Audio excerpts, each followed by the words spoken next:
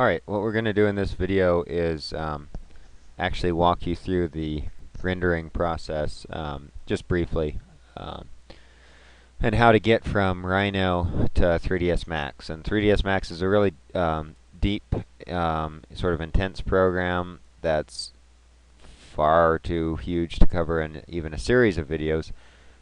So one video right now is not much, but it's something, and so I'm going to try and give you the basics of what it's going to take to get this chair into Max to render it. So first thing you need to do is save it as a different file type.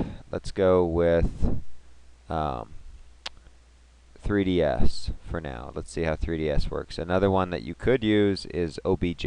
So I'm going to go with 3ds right now and see how this works. And we'll call it chair rev1 3ds. Save.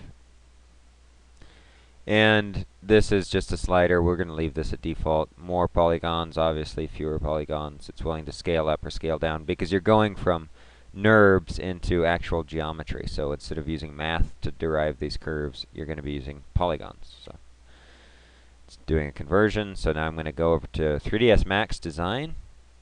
So you're going to need to use something to render your final project, and I'd recommend getting a hold of 3ds Max Design. It's free from students.autodesk.com. And that's in an email I sent out and pretty available online. So I'm going to say open. I can't ever remember if it's open. Yeah, actually you don't go to open, you go to import. Sorry, there you go, import. So this is kind of like the file menu up here, and then you go down here, import. And we'll go to desktop, and we'll find our chair rev1.3ds. And we want to just go with the default here, merge object with current scene rather than totally replace current scene, and convert units if need be. So no on this one. So there it is. There's our chair.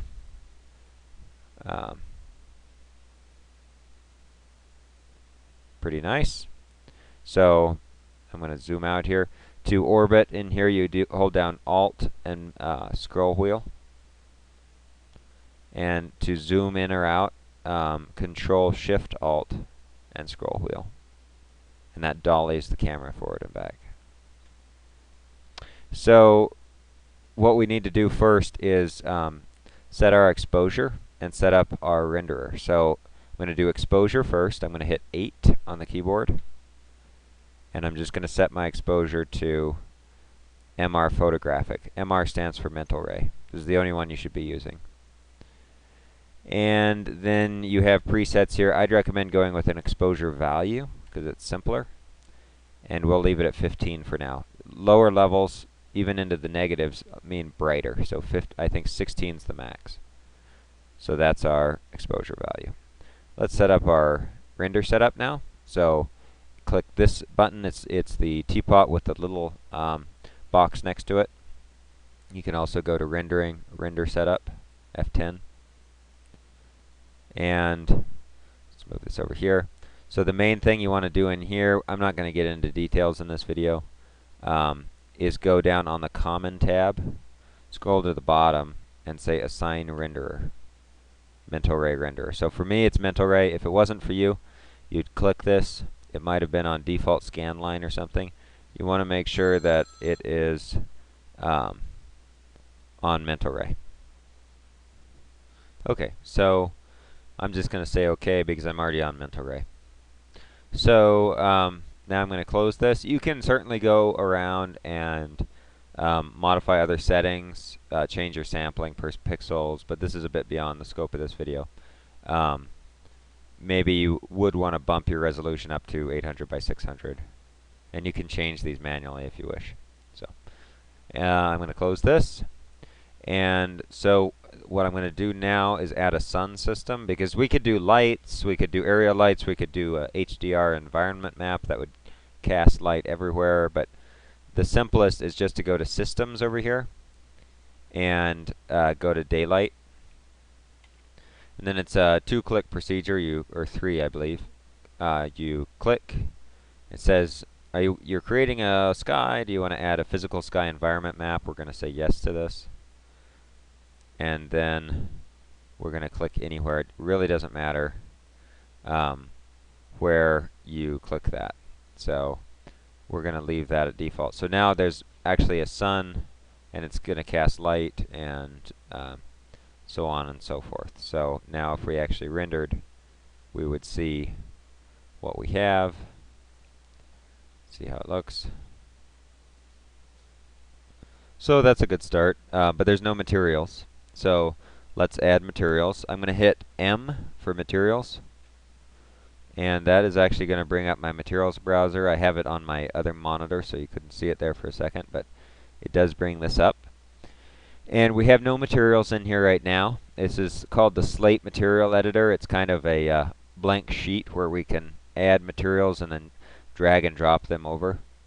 So let's negotiate this here. So all you do is you can browse through here and find materials, or I often just right-click and say Materials, Mental Ray, Arc and Design. And so now we can actually double-click on this little icon. We see a preview. And what we see here is that we can pick a color, we can pick different reflections and refractions. There's a lot of options here. Don't get intimidated. One easy way to start this off is to just select a template. So let's go with Chrome. So I'm going to actually now drag this. There's an easy way to do this. I'm going to select this leg. Oops, I was still in my command, so it was trying to create another sun, so I hit escape a couple times. I select that leg, select that leg. Oops, have to hold down Control to add to the selection. Make sure that I've got all 4 legs. I think it grouped them because it's all one shape now that I think about it. And then I'm going to go over here and I'm going to drag this over. And it says assign to object or assign to selection. And so if it was the object, it would just be to the one I dragged to. But since I have all four legs selected, I'm going to say assign to selection. And I'm not seeing any changes now, so I'm going to make sure that under my viewport settings here, I can go to Materials, Realistic with Maps.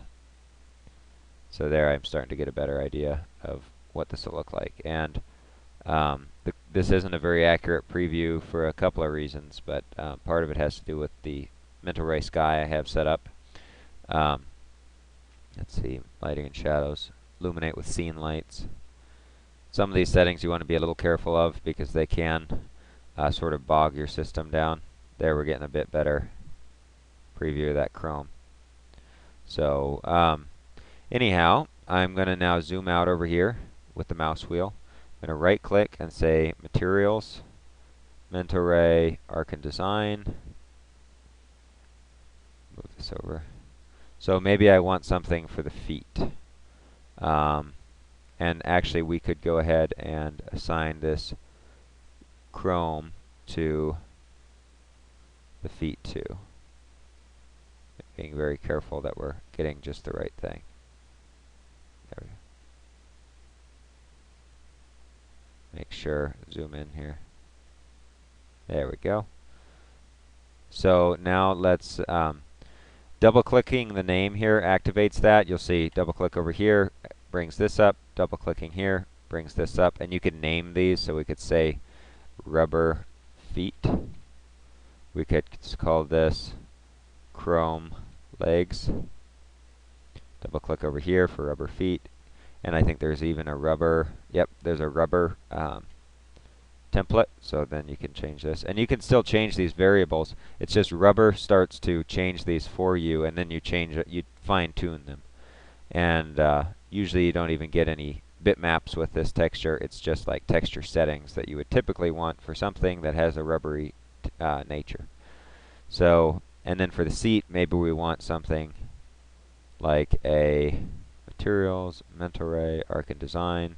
And I didn't mention it, but this is sort of the catch-all ultimate material for the most part, Arc and Design, for at least for what we do in architecture.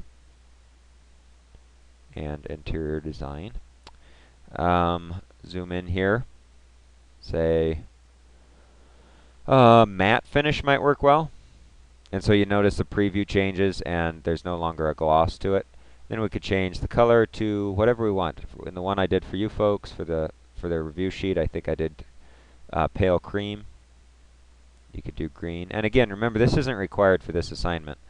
I'm just showing it so that you have access to it. So I'm going to move this to my other monitor. It's nice to have two monitors.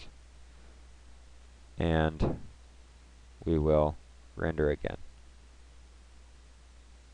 See how it looks. Now we could close this and zoom in more.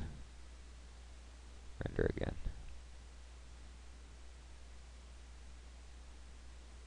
That's a bit too close. There is a way you can say show safe frames, and this actually tells us what it's going to render out as, this box here. It's inconvenient when you're modeling, but it's nice when you're about to render. And for the render that I actually did for the review sheet, I did what's called an HDR map, and I rendered in a different renderer. I actually used iRay, but I'm not going to recommend you mess with that. I would rather you just get, if you're going to dive into Max for this part of the assignment, I'd rather you just sort of go through the steps that I went through. But you'll notice that we have a blue sky in the background here, and we have a blue reflection here, so it's reflecting the sky. And then there's this Save to Image, or Save Image button. If I click that, then I would actually recommend for this exercise saving it as a PNG. Because if you save it as a JPEG, you'll get this background, this brown, or this ground, you'll get this sky. But if I save it as a PNG, so we'll say demo, say PNG, and this is true for Revit as well if you use Revit. I'm going to say save. I'll accept the defaults. And then I will go to here and I will say File, Open. It's just a render I was working on. And I'll say demo.png. And there you go. You have a transparent background, and hopefully you're familiar enough with Photoshop where you can drop in a white background here, fill it with white, etc. Pop the contrast and the levels, start to get it looking pretty good.